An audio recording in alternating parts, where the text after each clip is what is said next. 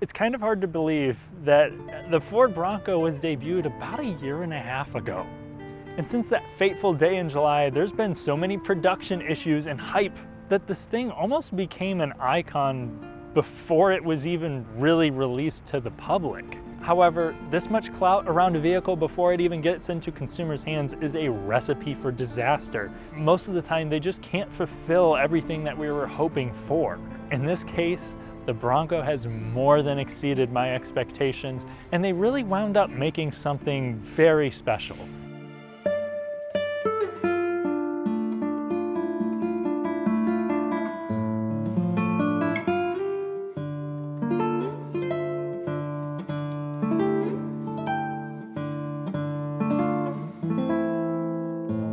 If you enjoy detailed, fun reviews on cars from every category, new and old, consider subscribing to the channel and hitting the bell. That way I can make this my long-term career and you get quality automotive content. Thank you. Now back to the video. Unfortunately, I won't be taking this off-road, and for a very good reason. This model here is over $60,000. And no, the MSRP is not $60,000. The only way that you can really get one of these things for the manufacturer suggested retail price is through ordering it. I worked in vehicle acquisition for a brief period, and when I was seeing these roll through auction, they were getting $15,000 over the MSRP. This is where dealers buy cars to then resell them at a higher price. So really, you're paying for convenience. As I do know one person who did get it for MSRP, but they reserved the thing back in July of 2020 and got it last month. Now, you're gonna have 6 trims, but the way they have this thing set up, it's very similar to how the Wrangler is. You have these different trims and they're each designed for different types of customers. However, you can, pick and choose different packages to really make it tailored to your needs. Anyway, you'll start off with the base trim. You'll move up to the Big Bend, which is what I have right here. And then there's the more off-road focused, but still pretty basic black diamond trim. Above that sits the Outer Banks, which is more street oriented. Then you have the Badlands, which is like the really off-road enthusiast trim that you can actually still put in pretty much all of the luxury features into. And then you have the Wild Track, which comes with the optional V6 as standard along with the Sasquatch package. Sasquatch is available on all other Broncos no matter the engine, and for 2022 you can get it with the manual transmission as well. It includes 35-inch beadlock tires, front and rear locking diffs, a more advanced Bilstein suspension, high clearance fenders, and a 4.7:1 final drive ratio. This package costs a varying amount depending on the trim and requires the selection of on-demand four-wheel drive versus the part-time system. Truth be told, I could become an Olympic speed walker before I'd be halfway done explaining the available options of the Bronco, especially when you consider all of the well-thought-out accessories. So I'll try to back off of the nitty-gritty stuff and focus on the cool things and my impressions. If you're more interested in the manual transmission, I will make a dedicated review of that here soon, so keep your reminders on. I'd also like to thank the generous people over at Royal on the Eastside for loaning me the Bronco for today's review. They are a rarity in today's world as they currently sell new Subarus, Audis, and VWs without a MSRP markup. So check them out if you're in the market. Standard, you're actually only going to have around 8.4 inches of ground clearance. You still have an excellent approach and departure angle. This is mainly due to tire size. You're going to ride on 30-inch tires, I believe, with the base model. The Badlands rides on 33s, but if you get the Sasquatch, you're going to ride on 35s, and the Bilstein suspension that also underpins the Badlands. That means that you're going to have about 11.6 inches of ground clearance. In person, this truck is huge, especially in Sasquatch kit, and the hood takes up a ridiculous amount of space. The driver is further from the grille than a guy with an air fryer, which is why the little modular hooks on the ends of the hood are so nice. Not only are they good tie-down points, you can easily make out the end of the truck with them. And since it has the Bronco bolts, that means you can easily replace it with another sort of accessory, which is a cool trend that you will find in other places around the Bronco. And you do have plenty of standard features too, like LED headlights. Now, if you want the signature LED headlights, those are optional on the Big Bend and standard on the Outer Banks and up. But if you want LED fog lights, You can't get those with the heavy duty modular bumper, which is something that comes standard with the Badlands or Black Diamond trim. It's also worth mentioning that they have a phenomenal color palette for this truck. Now, if you get like the base, you're gonna have smaller 16-inch wheels with actual steel rims, and you'll still get steelies if you get the Black Diamond trim. All others will get alloys. If you get like the Outer Banks trim, you'll have color keyed door handles and mirrors for, again, that more street look. And then the Wild Track will actually have those painted black. If you get the mid package, you actually have proximity unlock and lock. The main packages that you can get within the trims to determine what convenience features you get include the mid package, the high package, and the luxe package. The high and the luxe are only available on Outer Banks, Black Diamond, and Wild Track. One thing that will be incredibly rare on the 2021 Bronco is the hardtop roof for the 4-door model, because they actually had a recall on them immediately. The soft top is standard on the 4-door, the hard top is standard on the 2-door, where that is actually the sole option.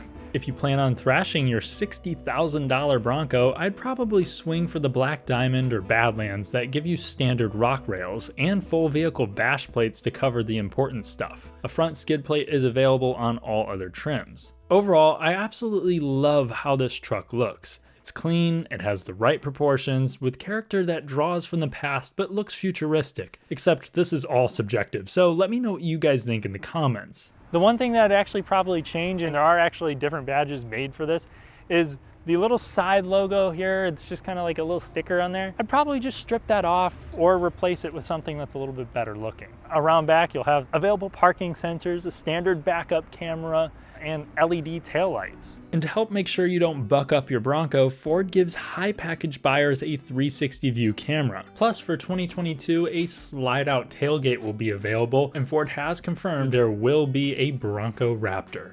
While the exterior is clean and nostalgic, the interior is modern yet highly functional, and probably my favorite part of the new Bronco. Hopping inside the Ford Bronco, the first thing that you notice are the windows. They actually have to drop down a little bit because they are indeed frameless, but this actually makes taking the door off quite easy, and then you can store them in these little very expensive bags that Ford provides. Another cool part about the door design is that the mirror is not actually attached to the door, it's attached to the body, allowing you to lose your doors without losing your mirrors. Now inside the Bronco, you're going to have a really modern take on a classic style.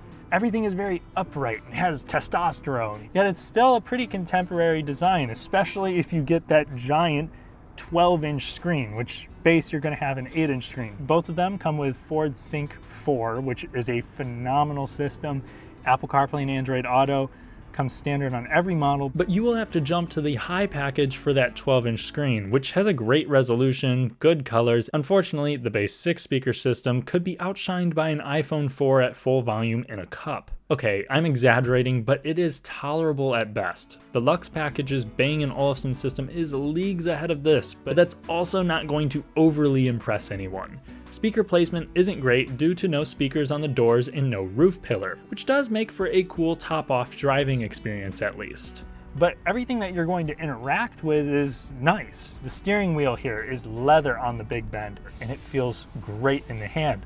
I have probably the most aggressive heated seats I have ever witnessed, and they heat up very quick. That also comes there on the mid package. I'm gonna have soft touch where my elbows rest, yet the material still feels durable. And due to how they break up the interior colors, it doesn't feel too dreary. Yeah, fit and finish is not like abundantly higher than what the JL Wrangler is. There's still some more unrefined looking bits and pieces in here, but the materials themselves just feel so rugged. I like the locations of the grab handles. I like the location of your off-road features all right here and their physical button. I like how the GOAT mode dial feels and looks. The shifter with the manual transmission is sweet looking. The shifter with the automatic has that nice little Bronco emblem on it. Subtle touches like that help the Bronco and Wrangler stand out. While my Big Bend here feels durable, you can get washout rubberized flooring with drain plugs if you go with the Black Diamond or Badlands. They also get a cool molly strap system, which looks more like a lattice on the back of the seats,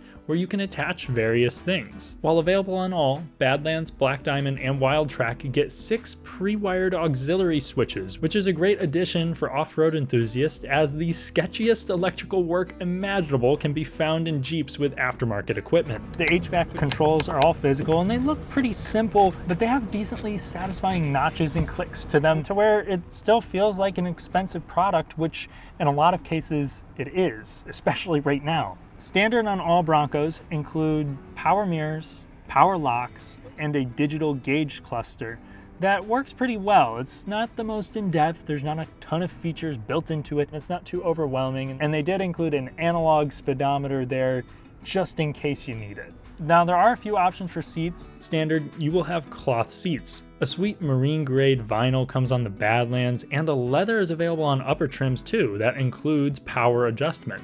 Seat comfort was good during my time with it. The bolstering is not aggressive at all, so you do flop about on a windy road. Additionally, the Bronco feels a little more spacious than the Wrangler on the inside, but it's not quite as wide as the 4Runner. When it comes to storage, it's adequate. The major note for me is that you can actually fit a 40-ounce Hydro Flask if you throw it in the door pocket here. You can accessorize and get a lockable center console, so that way if you're away from the truck but the doors are off and you have something in here that you want to keep secure, you can. Before we hop in the back seat, I'd also like to mention this has side curtain airbags, which is a pro compared to the Wrangler. Only one quirk, all the screens have these awesome animations for like everything that you do. If you're switching drive modes here, even when you just turn on the vehicle, there's a big Bronco emblem that pops up in a fancy manner, and then, you know, a little like night sky kind of screen pops up here. It adds to that wow factor, that just, you know, attention to detail that Ford had with the Bronco. Ford did a stellar job, equally as good as the FJ Cruiser whenever that came out, of making a modern vehicle with modern conveniences have a retro, rugged feel. The back seat of the 4-door Bronco is a comfortable place to be. I have plenty of thigh support here because the floor is actually surprisingly low, and these seats are definitely comfortable and cushy. You still have the nice yet rugged materials back here. Rear vents, unfortunately, aren't available. Knee room is actually pretty good. I still have more than enough headroom back here. I do like how with the mid package, you have a traditional wall outlet back here. And the 2-door models still have an adequate amount of space too. If you're thinking about making this a family vehicle, the 2 doors do not have great access to the rear seat. The cargo area with the 2-door is better than the 2-door Wrangler, but still pretty short if you don't fold the seats. But when you have the rear seats folded in the 4-door, it's really an impressive amount of space.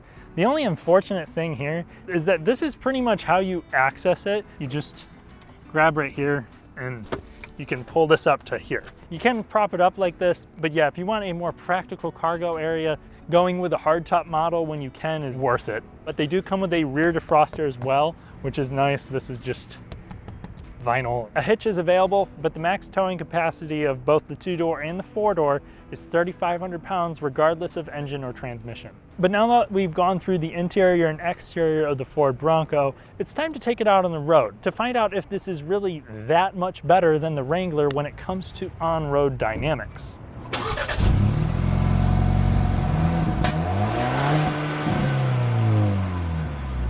Earlier this year, I drove a Toyota FJ Cruiser for the first time, and while the FJ Cruiser and this are very different vehicles, this reminds me so much of that truck, and in all of the right ways.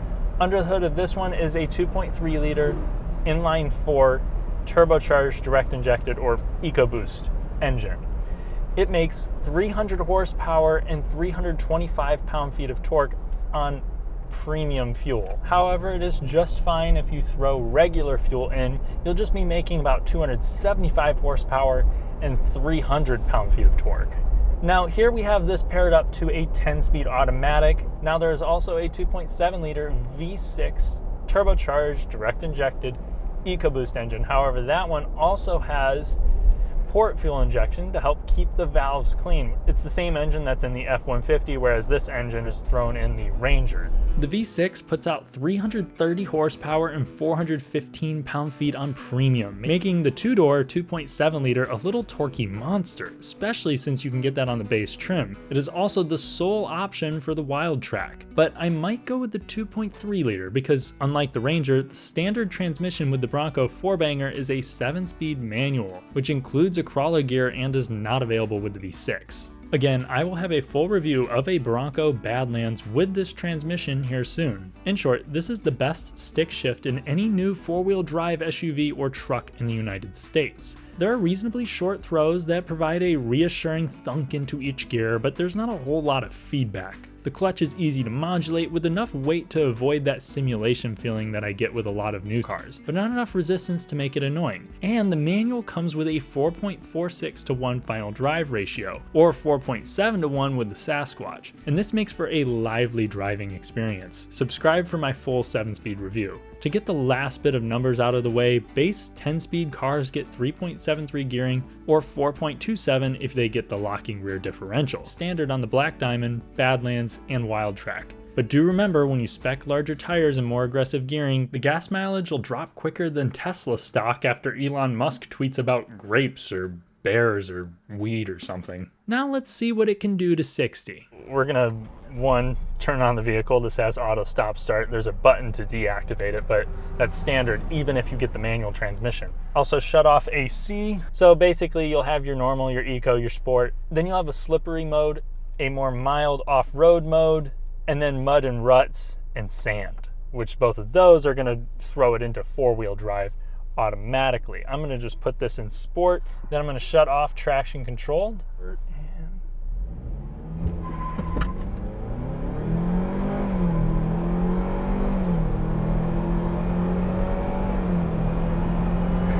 It's a very dramatic experience because with this 10-speed automatic, it does actually have, quite a few gears to go through. So this provides a 0 to 60 time of 7.4 seconds when on premium fuel here in my just quick test. Now in sport mode, it is very reactive. You can hear some of that turbo coming in there. It sounds pretty nice. I'll put it into normal mode. The transmission shifts up to a higher gear, and now we have a pretty relaxed drive. If I had any gripes with the auto, it would be that it tends to lug the engine at 40 or so and on slight inclines while in normal or eco. Plus, if you try hard enough, you can stress it out and make it shuffle gears like a bad card dealer. The 8-speed auto in the Wrangler was more refined for me. Around these windy roads though, this is where you're going to really feel the benefit of the independent front suspension. You do technically have two available front differentials, the Dana M210 or the Dana M190, which is the same axle, it just is a little bit smaller because it isn't a locking diff. But either way, these are independent front suspensions versus the Wrangler's solid and its rack and pinion steering, which allows the Bronco to handle more like, well, a small truck. It is not a car, it's just better than the Wrangler. Actually, substantially better than the Wrangler, and noticeably better than my own 2009 Toyota Tacoma. Now, if you're worried about off-road prowess and the possible capabilities being stripped away there, I'll include videos of this doing amazing things off-road. And in terms of suspension articulation, this can keep up with the Jeep Wrangler, especially when you equip it with the sway bar disconnect of the Badlands trim, which can engage and disengage on the fly without being on a level surface. And to unsuspecting onlookers, it looks like you just broke your truck. They were able to give you the superior technology without going back on off-road capabilities. So this was not just a hack job, play on nostalgia to capitalize on the money that was previously really just going to the Wrangler. This was thoroughly thought through, including the powertrains and all of the features off-road. But on-road handling is what really sets this thing apart. I know that every reviewer who's driven this has said the same thing. Most people will only take these on-road, and that's where this is really improved. And no, they were right. This is definitely better than the Wrangler. I don't find the JL that appalling. Really, some people I think make it to seem worse than it really is. But whenever you get it onto like the highway, this doesn't wander the same way. It's very direct. And honestly, a lot of times when you're driving around mountains, if you're going through, off-road trails, in between those trails, you're gonna be met with a lot of windy roads. And that's again where this more direct, confident steering shines through, and you're going to appreciate this benefit. With us on this rougher, more loud road, the suspension of the Bronco is compliant, but in a truck-like manner. There is still definitely that kind of vertical, bouncy motion that you get with a truck, but Bouncy actually is probably a bit excessive for what this is. It's much more controlled than, I would say a Toyota Tacoma around these kind of roads. It's not a very quiet vehicle, but you hit the bumps, it stays composed in the front suspension, even if it's a larger imperfection there. And with the steering here too, it's really a good combo for the Bronco. This soft top is just flat out not quiet.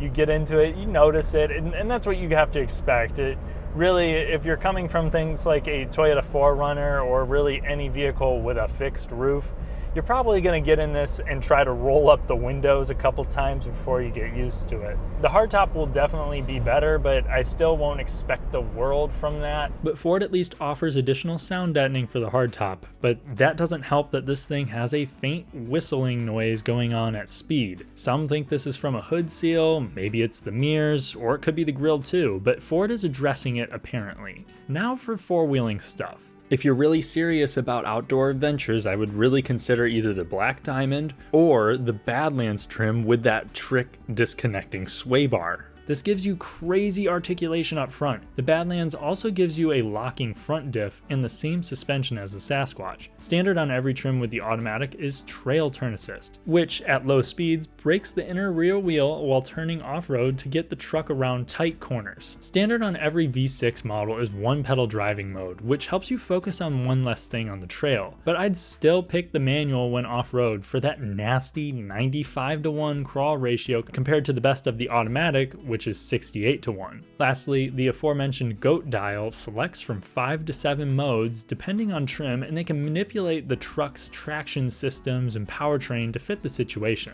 A huge concern with any first model year vehicle is reliability, so let's discuss that. The 2.3 liter EcoBoost has been around for a fair amount of time and has proven itself. Outside of a head gasket switch up in the Focus RS, this has been a reliable engine. The only bigger issue I'm reading about is carbon buildup on intake valves, a problem that the 2.7 liter EcoBoost tends to improve on with its dual injection. The 2.7 did have more defects when it was first released, but this iteration has also proved to be quite dependable, with some having bad spark plugs and coils and leaky oil pan gaskets. Just really make sure to change your oil regularly to extend turbo life, especially with the twin turbos of the 2.7 liter. The manual trans is new, so it will be hard to judge reliability. GetRag is usually decent, but there was a blunder with many 2011 to 2019 transmissions in the Mustang. The 10-speed auto is also not perfect and still working out kinks as well. But many people seem to just be complaining about the way it is. As for the rest of the truck, it's new and I can't really make a call on that just yet. But it seems like Ford put a lot of development into the Bronco, so I predict this will show for the long-term dependability. Plus, the resale is going to be obnoxiously good. Overall, I have many words on the new Bronco.